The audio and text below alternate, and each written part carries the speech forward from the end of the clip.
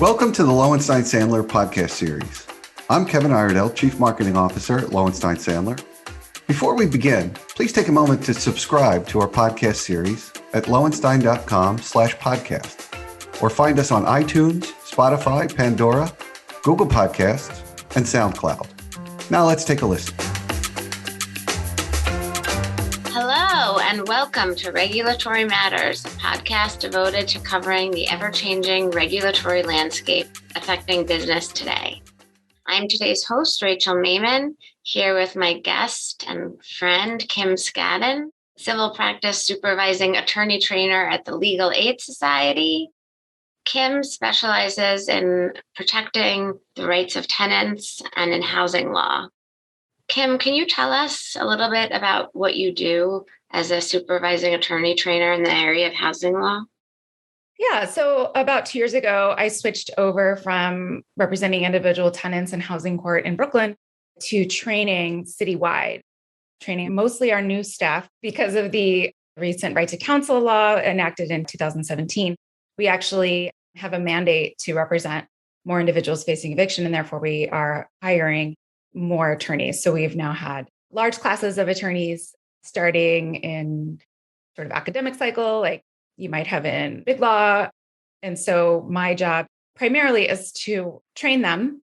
We do a very long, robust training program. Some might say it's too long, where we sort of go through what it means to practice housing law, what the cases are like, what to expect, how to draft papers, how to interview clients, work with interpreters. It's a very robust program. And I don't do all the trainings myself. We have a huge number of experts in our organization who partner with us to train. And so it's very exciting. It's very fun. It's very satisfying. It's nice to have sort of the perspective of seeing new attorneys coming out of law school and introducing them to this very sort of Byzantine, complicated, I think someone called it a thicket of regulations and case law. And so we hopefully prepare them for when they have their own cases and are in court. Can you imagine a harder job than the one that you have? Yes. Actually, I think being on the front lines, as we call it, is very challenging. So I actually really love the shift that I made a couple of years ago to training because I really see myself as a source of support for our staff attorneys, in particular in the housing courts. So it's a much gentler side of the world of tenants' rights advocacy, which is a very admittedly hard place to be practicing. But you were on the front lines for a while, so we'll want to talk about that. Yes. I started out, actually, I had a fellowship in Massachusetts representing tenants facing eviction, and that actually coincided with the 2008 financial crisis. Financial crisis and Yeah. Landlords increasingly losing their properties to foreclosure. And so we were sort of stepping into that gap and trying to help tenants whose landlords became Washington Mutual Bank and all these other big banks. So it was a very interesting time to be practicing. And Massachusetts is a completely different landscape in terms of tenants' rights and recovery. So it was a great place to get started, but I had always wanted to be in New York City. So I applied to the Legal Aid Society and I was hired to represent seniors facing eviction in Brooklyn with the Legal Aid Society's Brooklyn Office for the Aging. And so I did that for many, many years, I think 11 years. And it was very challenging and very rewarding and everything in between. Just learning and understanding how to be a lawyer in a pretty cutthroat, pretty heated environment where we actually handle our cases on an individual basis. So while I was very fortunate to have an amazing supervisor, I was on my own a lot of the time, needing to have a mastery of the facts of my case and the application of the law, of course, and to be ready at an instant to fight in court in front of the judges or just in the hallways about my client's rights. It was very intense. And like I said, very rewarding. I always said to my clients, sort of the gift that I can give you is that I can go to court for you and you don't have to go, because where I practiced in Brooklyn, which is still the case, it's not actually a courthouse. It's a office building converted into a courthouse, which, presents all kinds of problems, but it's a very loud and very intimidating place to be if your home is at risk. And if you don't need to be there and you can have a representative go in your stead, it is, for a lot of people, it's beneficial. Certainly, it's always up to the client.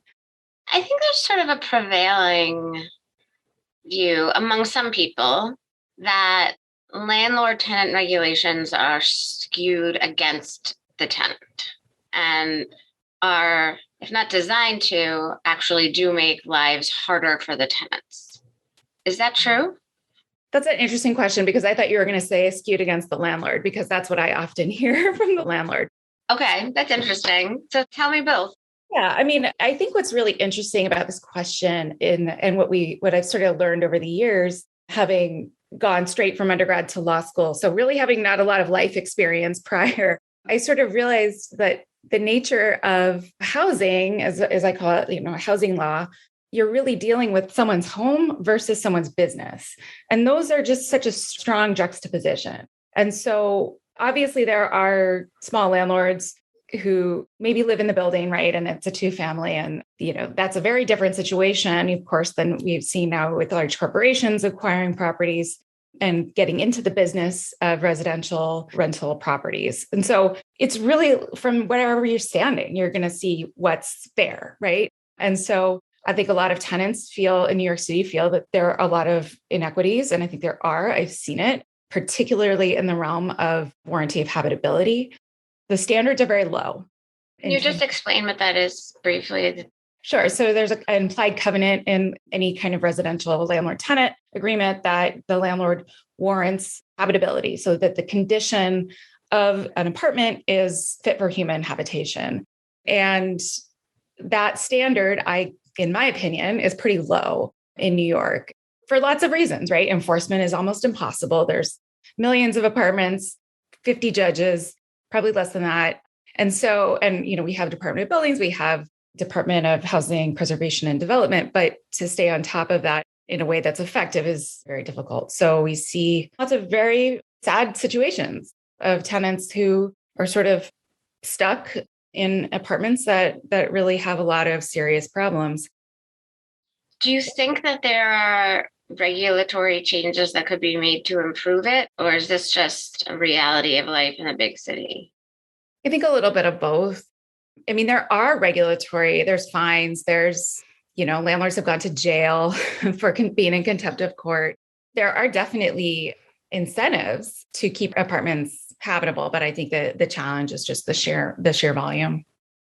One thing that I learned about you that I thought was very interesting is that although you've devoted your career to protecting the rights of tenants, your dad is a landlord. So explain how that has affected your career choice and how it has affected the way you look at your cases, if at all.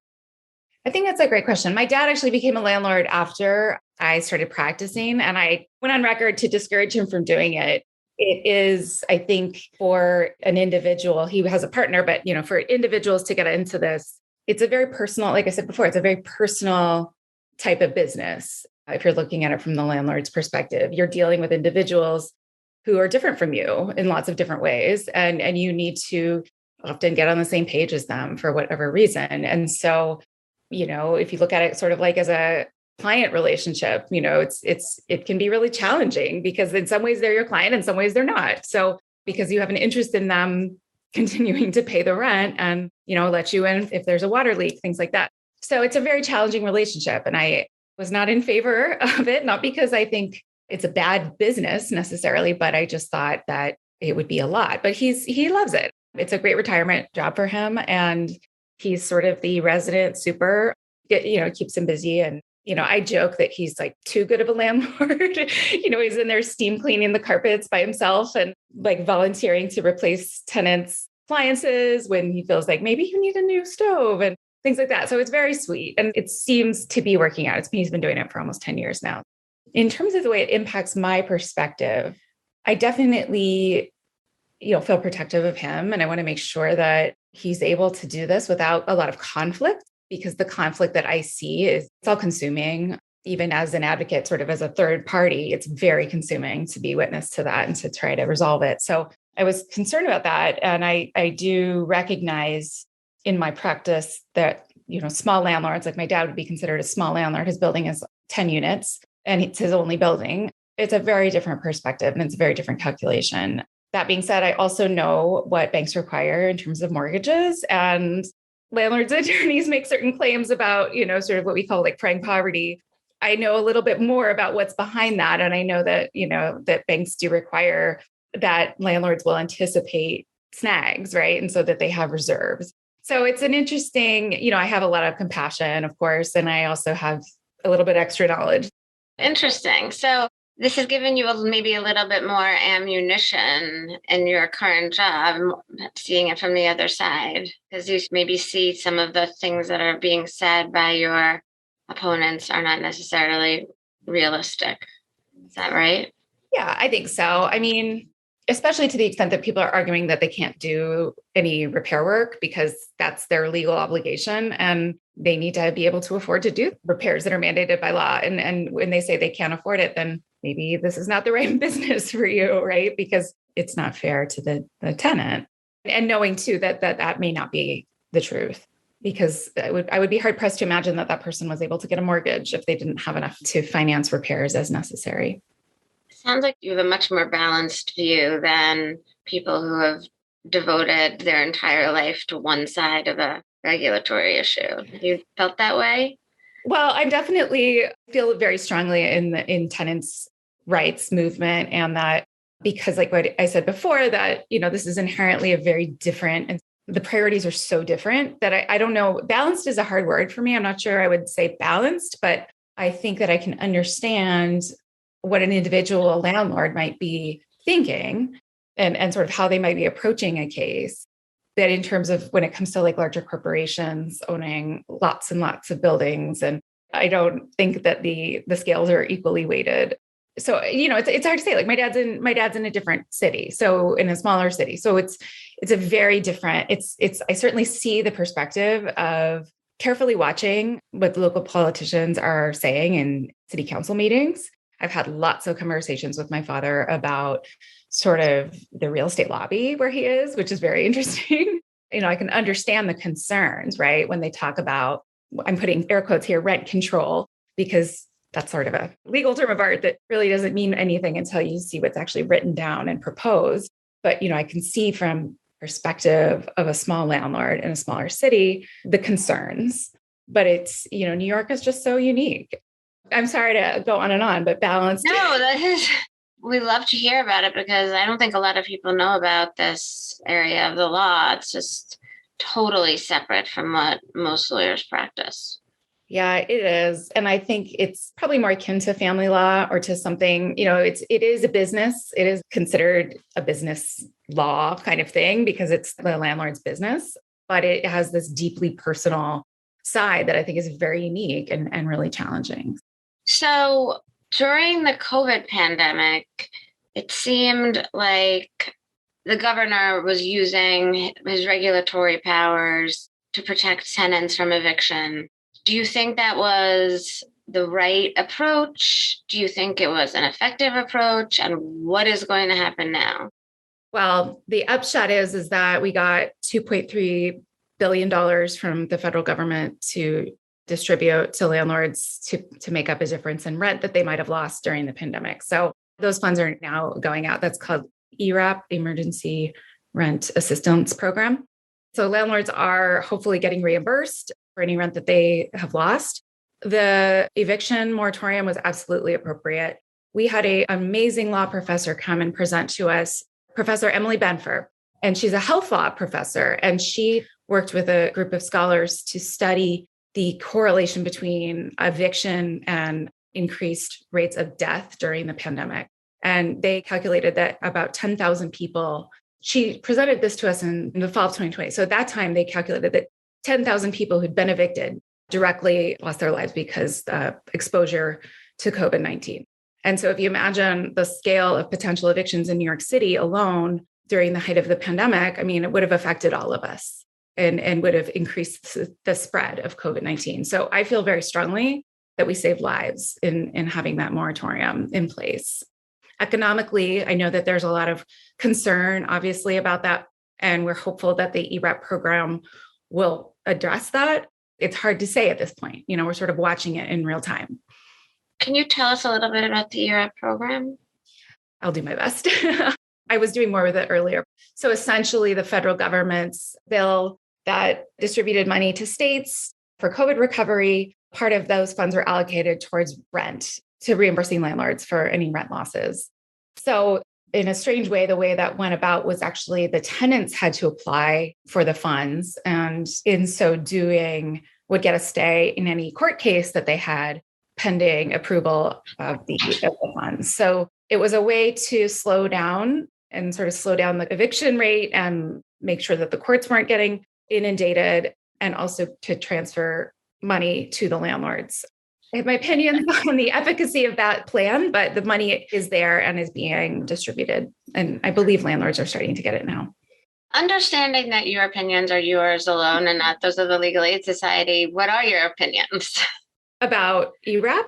The efficacy of it, yeah. Oh, right. Yeah. I mean, I think the fact that it had to go through tenants and who may not necessarily, it was all online. So the only way tenants could access the application was online, which as somebody who worked with elderly folks, many of whom didn't even have a cell phone, this is really problematic. And so we can see immediately some gaps in access. And the fact that like these less sophisticated actors are sort of being the go-between here to businesses is not, I don't think, a very sensible plan. But, I wasn't directly applying for ERAP funds on behalf of anyone. I don't have any active court cases. So I was just thinking about it from my perspective as somebody who's represented, I don't like the word less sophisticated, that's sort of pejorative, but people who may not have as much technology literacy as I think that Albany thought they might. So that's where that's where I felt there was a big inequity. So speaking of inequity, I know that now your job is teaching those folks, like you said, on the front lines, trying to protect the rights of tenants. And you mentioned earlier that, you think one of the greatest responsibilities of a lawyer is making sure that their client doesn't have to defend for themselves, essentially, that the lawyer is there so the client doesn't have to be there. What other goals, and this doesn't have to be regulation related or even tenant related, what other major lawyer life skills do you tell the people that you train? That's an interesting question. I mean, so much of individual litigation is having good client relation skills, which you don't necessarily learn in law school. And I don't think you're prepared for it. I mean, we talk a lot about how sort of it's lawyer as social worker, which is a very challenging role to play. Particular to our practice, we do spend a lot of time sort of counseling people about the choices that are available to them and how we can guide them and what our recommendations are and how we can see people sort of in three dimensions, right? It's not just, the words on a paper. It's not just sort of the facts of the case as they might look in a brief. And so to really understand and deeply internalize sort of what's going on in our clients' lives in order to best represent them and best guide them is a skill that takes a long time to develop. It's something that I feel is critical in a system that, really does marginalize low-income people and low-income people who are really often left voiceless. And so to be able to develop a relationship and to help someone feel heard and someone feel that, they were able to get through this process.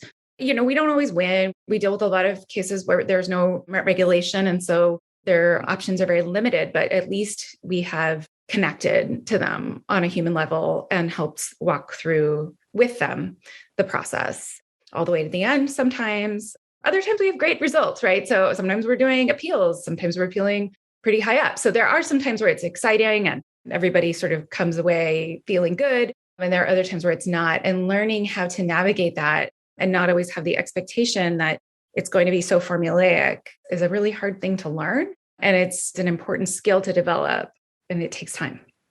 Thank you so much, Kim, for being here today and also for reminding us as attorneys, no matter who we represent, but particularly where we represent marginalized or more vulnerable populations, that we act as their voice, and that might be our most important job.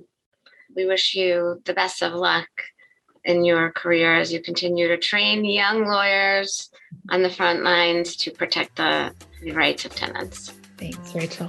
So long, everyone. Thank you for listening to today's episode.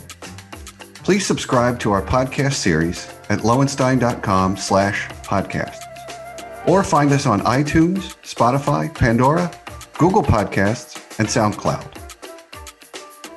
Lowenstein Sandler podcast series is presented by Lowenstein Sandler and cannot be copied or rebroadcast without consent. The information provided is intended for a general audience and is not legal advice or a substitute for the advice of counsel. Prior results do not guarantee a similar outcome. The content reflects the personal views and opinions of the participants. No attorney-client relationship is being created by this podcast, and all rights are reserved.